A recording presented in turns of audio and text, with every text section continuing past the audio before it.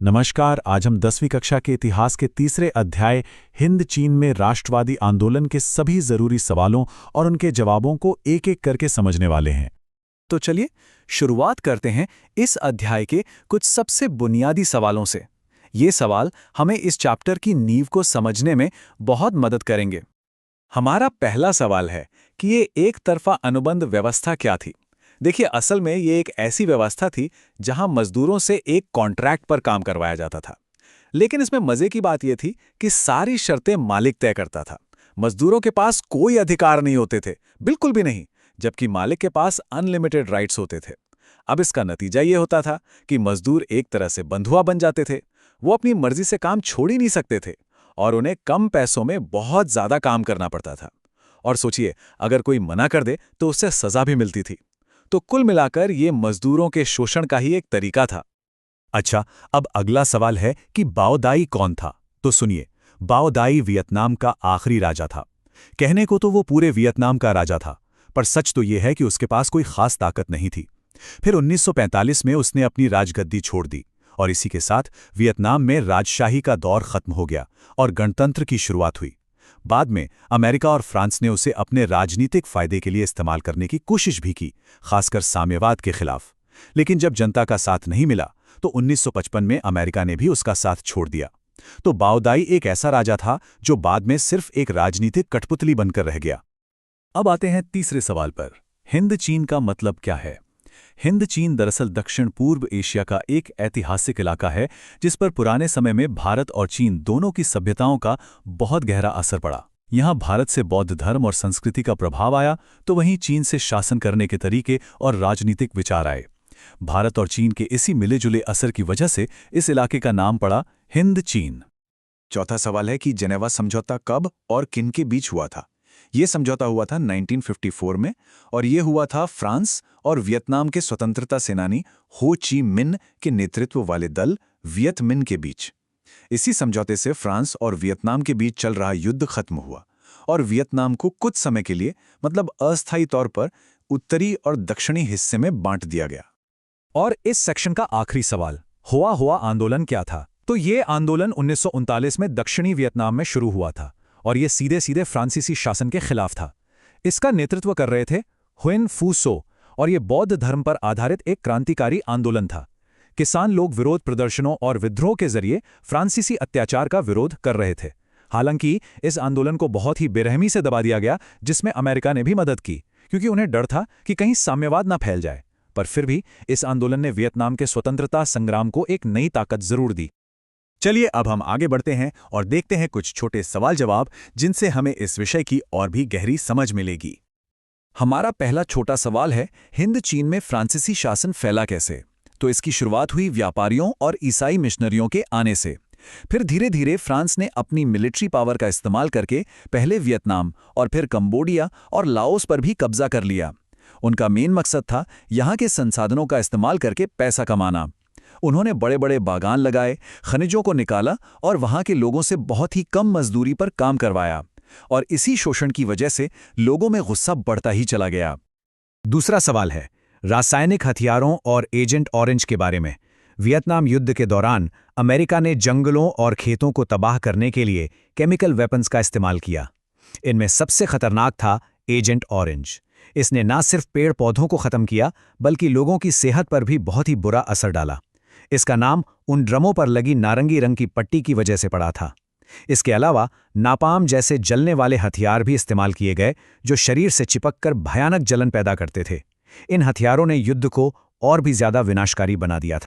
तीसरा सवाल हो ची मिन्ह के बारे में है। हो ची मिन्ह वियतनाम के एक बहुत ही महान क्रांतिकारी नेता थे।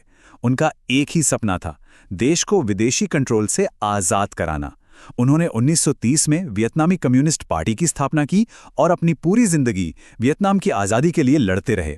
उन्हीं के नेतृत्व में वियतनाम ने पहले फ्रांस और बाद में अमेरिका जैसी बड़ी ताकतों को भी पीछे हटने पर मजबूर कर दिया। 1969 में उनका निधन हो गया, लेकिन उनके दिखाए रास्ते पर चलकर ही 1975 में वियतनाम का एकीकरण पूरा हो सका। चौथा सवाल, हो ची मिन्ह मार्ग क्या था। देखिए, ये कोई आम रास्ता नहीं था, बल्कि वियतनाम युद्ध के समय एक बहुत ही जरूरी सप्लाई लाइन थी।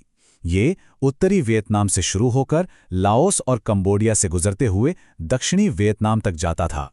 असल में ये सैकड़ों कच्ची पक्की सड़कों का एक जाल था, जिसका इस्तेमाल सैनिकों, हथियारों और जरूरी सामान को दक्षिण तक पहुंचाने के लिए किया जाता था। अमेरिका ने इसे कई बार नष्ट करने की कोशिश की, लेकिन वियतनामी लोग इसे हर बार फिर से बना लेते थे।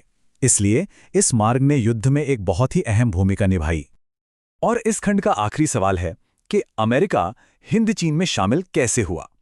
बात यह है कि अमेरिका को डर था कि अगर वियतनाम में साम्यवादी सरकार बन गई तो उसके आसपास के दूसरे देश भी साम्यवादी हो जाएंगे। तो इसी साम्यवाद को रोकने के लिए उसने पहले तो दक्षिण वियतनाम को पैसे और हथियारों से मदद दी, लेकिन जब इससे बात नहीं बनी तो अमेरिका ने अपने सैनिक भेजकर और हवाई हमले करके सीधे सीधे युद्ध में शामिल होने का फैसला कर लिया। अब आते हैं हम अपने आखिरी खंड पर, जहां हम कुछ लंबे सवालों को और भी गहराई से समझेंगे। पहला सवाल है कि हिंद चीन में उपनिवेश स्थापित करने के पीछे फ्रांस के मकसद क्या थे। इसके 3 मुख्य कारण थे। पहला, आर्थिक लाभ। सीधी सी बात है, फ्रांस यहाँ के संसाधनों का इस्तेमाल करना चाहता था और अपने बने हुए सामान के लिए एक बाजार चाहता था। दूसरा, राजनीतिक ताकत। यूरोप के दूसरे देशों की तरह फ्रांस भी एशिया में अपना दबदबा बढ़ाना चाहता था। और तीसरा, रणनीतिक कंट्रोल। हिंद चीन की लोकेशन ही ऐसी थी कि यहां से व्यापार के रास्तों पर आसानी से नजर रखी जा सकती थी। अगला सवाल एक बहुत ही दुखद घटना के बारे में है। माई ली गांव की घटना क्या थी? ये वियतनाम युद्ध की सबसे अमानवीय घटनाओं में से एक मानी जाती है।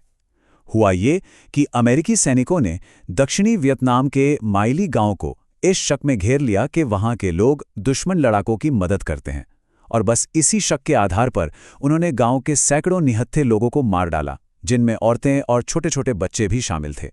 कई महिलाओं के साथ सामूहिक बलात्कार किया गया और बाद में पूरे के पूरे गांव को आग लगा दी गई।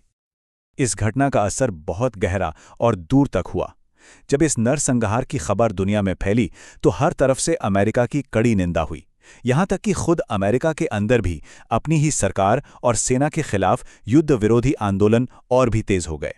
इस एक घटना ने अमेरिका की अंतर्राष्ट्रीय छवि को बहुत ज्यादा नुकसान पहुंचाया और सरकार पर युद्ध खत्म करने का दबाव इतना बढ़ गया कि शांति वार्ता में तेजी लानी पड़ी। अगला सवाल है, राष्ट्रपति निक्सन की हिंद चीन में शांति के लिए 5 सूत्री योजना क्या थी?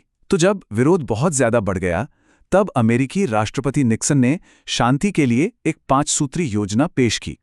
इसमें क्या क्या था? पहला, सभी सेनाएं युद्ध बंद करें। दूसरा, अंतर्राष्ट्रीय पर्यवेक्षक इसकी निगरानी करें। तीसरा, इस दौरान कोई भी देश अपनी सैन्य शक्ति न बढ़ाए। चौथा, हर तरह की लड़ाई बंद हो। और पांचवां, अंतिम लक्ष्य हिंद चीन में संघर्ष को पूरी तरह खत्म करना हो। हालांकि वियतनामियों ने इसे फौरन स्वीकार नहीं किया, लेकिन इस योजना ने शांति वार्ता के लिए एक माहौल जरूर बना दिया था। चौथा सवाल फ्रांसीसी शासन के 2 पहलुओं पर नजर डालता है, एक तो उनका शोषण और दूसरा उनके सकारात्मक कार्य। देखिए, एक तरफ तो फ्रांसीसियों ने किसानों पर भारी टैक्स लगाए, उनकी जमीनें छीन ली और उनसे बंधुआ मजदूरी तक करवाई, लेकिन दूसरी तरफ अपने शासन को चलाने और व्यापार को आसान बनाने के लिए उन्होंने कुछ अच्छे काम भी किए, जैसे कि सड़कें और रेल लाइनें बनाना, स्कूल कॉलेज खोलना। इन कामों का एक ऐसा नतीजा निकला जो उन्होंने सोचा भी नहीं था। लोगों में आधुनिक शिक्षा और अपने अधिकारों के प्रति जागरूकता बढ़ी, जिसने बाद में आज़ादी की लड़ाई को और भी मजबूत कर दिया। और अब हमारा आखिरी सवाल, हिंद चीन में राष्ट्रवाद का विकास कैसे हुआ? इसकी जड़ें फ्रांसीसी शासन के शोषण में ही थी। लोगों के मन में अपने देश को आज़ाद कराने की जो भावना थी, वो अत्याचार की वजह से ही पैदा हुई। इसके साथ ही जब आधुनिक शिक्षा का प्रसार हुआ तो लोगों को स्वतंत्रता और अधिकारों जैसे नए विचारों के बारे में पता चला। हो ची मिन्ह जैसे नेताओं ने इस भावना को एक संगठित आंदोलन का रूप दिया और फिर देखते ही देखते ये पूरे समाज में फैलकर एक जन आंदोलन बन गया।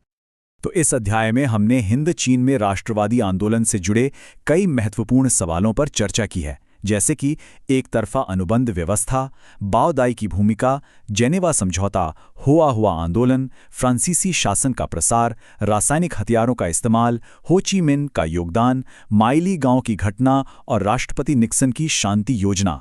उम्मीद है कि ये विश्लेषण आपकी परीक्षा की तैयारी में जरूर मदद करेगा।